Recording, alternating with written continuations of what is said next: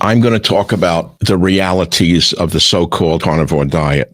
All right, so this is sort of a reaction to a guy who goes by the name of Michael Savage. He is a conservative commentator, and that's been his niche for the better part of probably half a century now. Anyway, let's hear what he has to say. I'm eating a carnivore diet. I never felt better. All my illnesses are gone. Good for you. Get back to me when you're 80. He is a radio commentator. I don't think he runs a medical practice where he day-to-day interacts with people on a carnivore diet like what I do. And I've done so for the last 10 years, so I have a little bit more insight into the efficacy, the effects, and the negatives of a carnivore diet than someone who is just sort of spectating from the sidelines. Here are the things that people claim they're experiencing from carnivore diet. Inflammation. You ask them what inflammation is, they don't even know what it means on a cellular basis.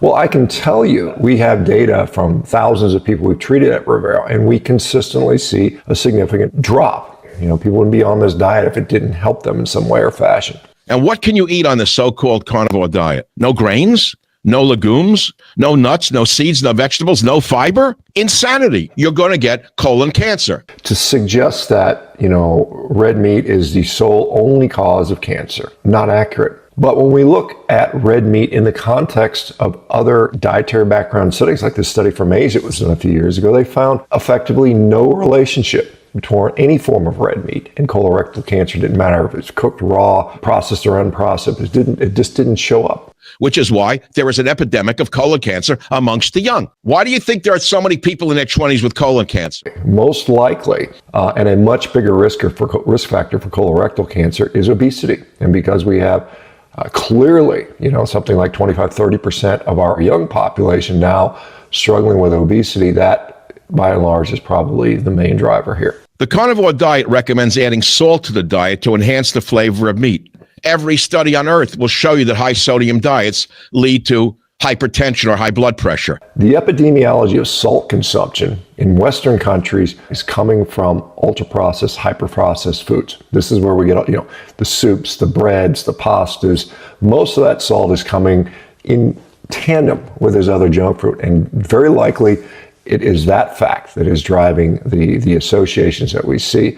A new animal study, which you haven't heard about on Instagram, published in the Proceedings of the National Academies of Sciences, which is a very legitimate publication, New 5GC, NEU 5GC. It sticks to the ends of sugars found in red meats, such as beef, pork, and lamb. Previous research has shown relatively high amounts of NEU 5GC in cancerous tissue. This new 5GC is just barely speculative. There's no concrete evidence this is the driver of cancer. There have been so many proposed mechanisms out there. If we look at all the drivers of colorectal cancer, we're going to put obesity there, we're going to have chronic inflammation there, we're going to have diabetes there, we're going to have chronic gut issues there. And a carnivore diet generally improves all of those conditions. If we look at our Rivero patients, those patients with IBD see significant improvements in their overall gut health. Too much protein of any kind will damage many other organs in your body. We are not made for it. Protein does not directly damage kidneys. He, throws out a tautological statement saying too much. Well, too much, yeah, but you have to define what too much is. And again, that is what the fat is for. So you're not only eating protein. And this is why most people that eat a carnivore diet have a decent amount of fat in their diet as well. Carnivore diets increase LDL and heart disease risks. You may not know this. We have not seen that in this population. Has anyone on a carnivore diet ever developed heart disease? Yes. Do they develop it at higher rates than any other population? Not that we've seen. Can it cause an increase in LDL cholesterol? It can for some. It doesn't for many. For many people, it lowers their LDL cholesterol. So it's basically on a case-by-case basis. Depends on the individual and how obese they are. As people get leaner, improve their diabetes, improve their inflammation, improve their blood pressure, all of which decrease the risk of cardiovascular disease. Now you're going to tell me what the cavemen eat. You're not a caveman, you schmuck. How many times do I have to tell you, you cannot make a decision for large bodies of population based upon an Eskimo? I don't think anyone is actually proposing that. I don't think there's anyone out there recommending that the U.S. dietary guidelines recommend everybody go on a carnivore diet. I wouldn't be in favor of that. I'm probably one of the biggest proponents of this diet because I see what it does to help people. It's simply a tool that people use to regain their health, to improve their quality of life. Hopefully, this Michael Savage guy, can understand why that is valuable to many people. Do what you want. Eat steak all day long. Eat milkshakes. Eat eggs. You're going to get sick and you're going to get cancer and you're going to die very young. That's just, it's almost histrionic nonsense. If you are on any diet, I don't care if it's a carnivore diet or what, if you are becoming obese, if you're becoming sicker, yes, these things might happen to you. But that happens with every single diet out there. And it's not all about what you shove in your mouth. It's about how you interact with the world, right? I don't care whether you eat meat or don't eat meat. I'm not in the meat business. I'm not here selling you anything. I am here for the public good. God told me to go forth and educate the public, which is what I've been my whole life, a teacher. So apparently he has divine inspiration to teach people. And I don't, certainly I don't begrudge somebody a passion for wanting to do the right thing for people. I do the same thing myself, but I don't know that God wants us to eat a low-fat diet. I really don't. So if I tell you that the longest lived people on earth are Japanese women, they eat almost no red meat. They live on fish, vegetables, and rice. His example, and it's interesting, in Japan, they used to be vegetarian up until somewhere around the later part of the 19th century, so late 1800s.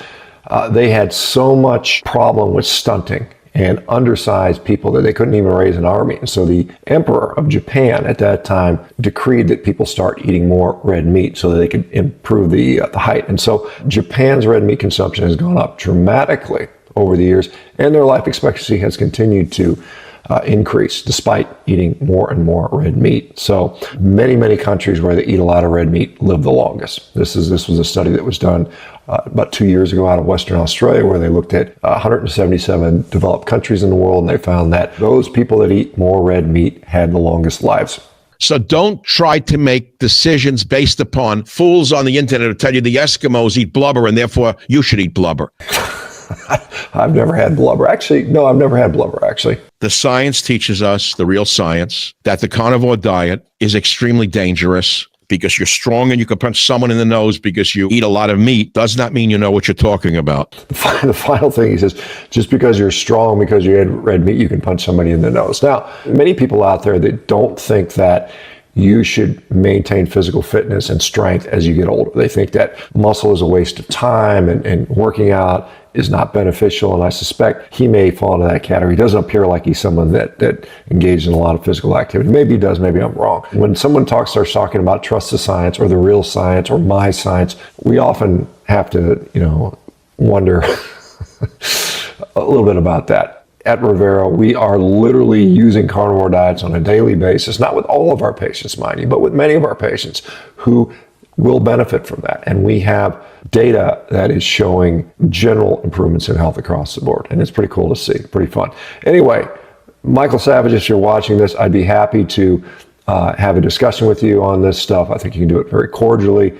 I have a different perspective. I'm someone that has some clinical insight in this stuff. And there's too many people opining on this where they don't have any direct evidence. I mean, when you start using epidemiologic studies based on Western diets, which are not even anywhere remotely close to what's actually going on in a carnivore diet, then I think you're missing the boat. All right, guys, y'all take care.